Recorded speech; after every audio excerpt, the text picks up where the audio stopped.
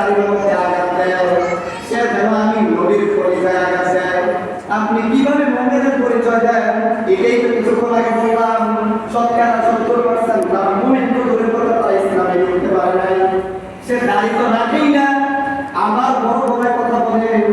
আল্লাহ রাসূল স্পষ্ট বলেছেন যে দাড়ি রাখে না সে আমার পরিচয় আঘাত দেয়। আল্লাহ রাসূলের পরিচয় আঘাত দিয়া আপনি মুমিন হবেন, এটা কিভাবে চিন্তা করলেন? কিভাবে ভাই চিন্তা করলেন?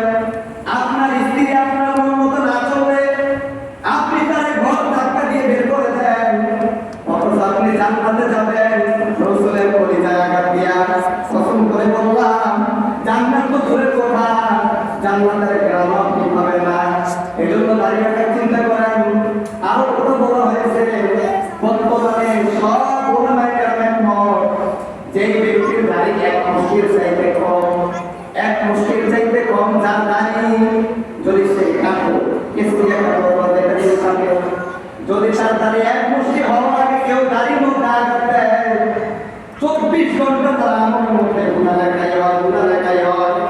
নামাজ পড়লে একজন ফেরেশতা তার সওয়াব লেখে, আর আরেকজন ফেরেশতা তার আমলে গুনাহ লেখে।